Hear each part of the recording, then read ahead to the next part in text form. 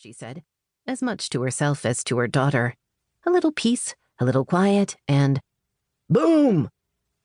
The porch rattled and shook underneath them, and Tess's ears thrummed with the sound of the earth cracking in two.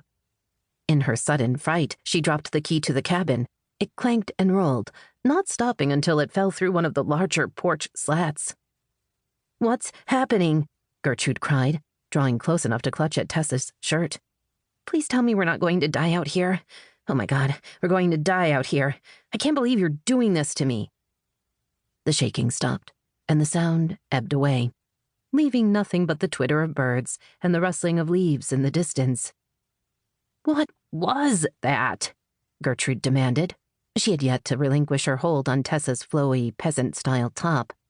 The fabric wasn't going to provide much in the way of protection, but Tess didn't dare point that out.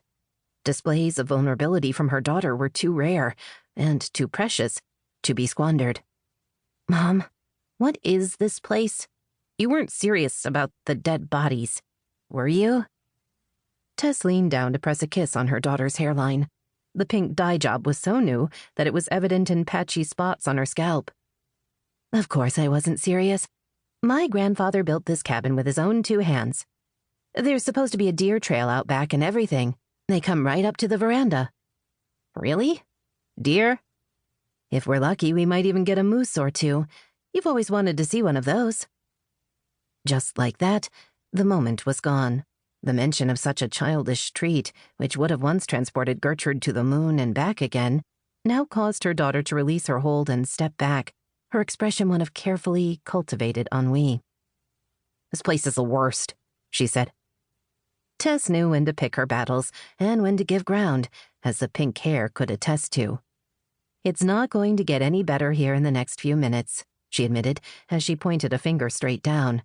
"I dropped the key. You're going to have to climb under there and get it."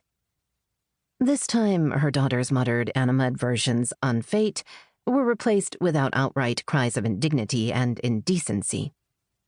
"I know, Gertie, but there's no way I can fit under there to get it. I'm sure the dead body won't mind a little company." "Mom." "Just kidding. But there is probably a spider or 2, so make sure you pull up your hood before you crawl under." Tess made a mental note of the look on Gertrude's face as her daughter finally gave in and started to worm her way under the porch. A writer was always working, and there was so much emotion to capture in those flaring nostrils and tightly drawn lips. The next time one of her villains was preparing to bump someone off, Tess was going to make him look exactly like that. "Do you need a flashlight?" Tess asked. "I packed several. I'll have to grab them from the car, but—" Boom! The second crashing sound caused the trees to shake and birds to take flight. It also caused a similar pounding inside Tess's chest. One random strange noise in the woods, and she was willing to chalk it up to a falling tree or a rolling rock, or whatever else happened in isolated places like this. 2 random strange noises in the woods, and she was rethinking her stance on that murderer. "Gertie, don't move," Tess said. Her daughter's legs were sticking out from under the porch, but the rest of her body was safely obscured from view. "I'm going to go see what that was." "Don't leave me here, Mom." "I'll just be a sec." "I'm coming with you." "No, don't," she began, but it was a futile effort. An angsty, irritable teenager was still a teenager. Gertrude's youthful movements were swift and agile, and she was out from under the porch in a matter of seconds. She was also incredibly filthy, and Tess was pretty sure she saw a spider skitter down the neckline of her daughter's hoodie, but she wasn't about to point it out. "Fine, but you're holding my hand.